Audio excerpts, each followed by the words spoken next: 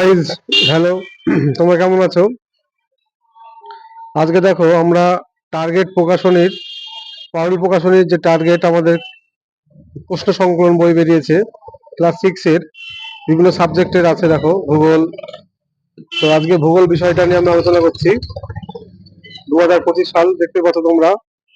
এই যে holistic progress report card, মানে এই যে নতুন আমাদের এসছে এবার সিলেবাসে। প্রথম সাবজেক্ট হচ্ছে আমার ভূগোল। ভূগোলটা আজকে একটা আমরা মডেল কোশ্চেন 1 নিয়ে আলোচনা করছি। দেখো, আমার সাথে থাকো বন্ধুরা, এটাকে লাইক করো। প্রথম মডেল সেট 1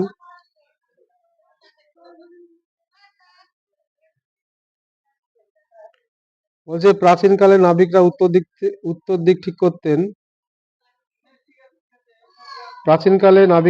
ঠিক করতেন সপ্তর্ষিমণ্ডল, কালপুরুষ, কৃত্তিকা, ধ্রুবতারা। হবে ধ্রুবতারা, তাই তো?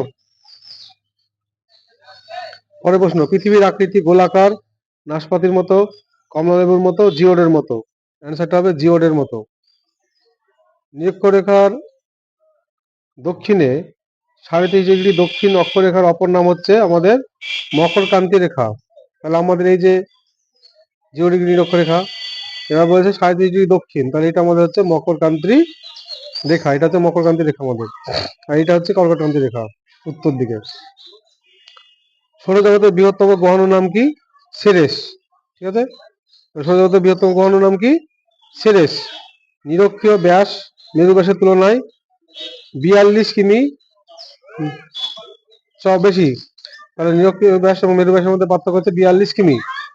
পৃথিবীর আবর্তন বেগ সবচাইতে বেশি হয় নিরক্ষীয় অঞ্চলে। কোন অঞ্চলে? নিরক্ষীয় অঞ্চলে।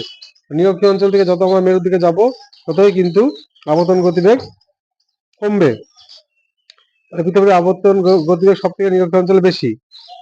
আর ভারতবর্ষের ওপর দিয়ে যে গুরুত্বপূর্ণ অক্ষরেখা গিয়েছে তার নাম হচ্ছে ৩.৫০ ডিগ্রি উত্তর কর্কটক্রান্তি রেখা। এটা হবে। ভারতের মূল ভূখণ্ডের দক্ষিণতম বিন্দু কি? ভারতের মূল ভূখণ্ডের দক্ষিণতম বিন্দু হচ্ছে কন্যাকুমারিকা। এই যে আমাদের মূল ভূখণ্ড, এটা কন্যাকুমারিকা। আর এখানে আছে ইন্দিরা পয়েন্ট। ঠিক আছে, তাহলে ভারতের মূল ভূখণ্ডের দক্ষিণতম বিন্দু হচ্ছে কন্যাকুমারিকা। আর শুধু বলে ভারতের দক্ষিণতম বিন্দুর নাম কি? তাহলে কন্যাকুমারিকা, ইন্দিরা পয়েন্ট। কারাকোরাম পর্বতের ড্যাশ হলো ভারতের উচ্চতম পর্বতশৃঙ্গ। কারাকোরাম পর্বতের K2 বা গড়ের অস্টিন হচ্ছে ভারতের উচ্চতম পর্বতশৃঙ্গ। ভারতবর্ষ উপদ্বীপ ও মালভূমি অঞ্চলের পশ্চিম পর্বতমালার নাম কি?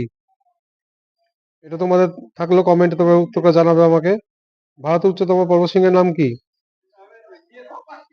তিব্বতের ব্রহ্মপুত্র নদী কি নামে পরিচিত? সাংপো। ভারতের একমাত্র এমন 4টি রাজ্যের নাম লেখো যেখান দিয়ে কর্কটক্রান্তি রেখা গিয়েছে। কি কি হবে? মধ্যপ্রদেশ, ঝাড়খণ্ড, উড়িষ্যা আর পশ্চিমবঙ্গ। এছাড়া মিজোরাম, ত্রিপুরা আছে, তোমরা দিবে। তারপর ধূমকেতু দুটো বৈশিষ্ট্য উল্লেখ করো। পৃথিবীর আকৃতি পৃথিবীর মতো। পৃথিবীর আকৃতি কেন অভিজ্ঞতা গুলো, এটা তোমরা জানবে। উপসাগরীয় কাকে বলে? এই হচ্ছে আমার ভূগোলের প্রশ্ন। তো সো গাইজ, পেজটি ফলো করো এবং লাইক করো।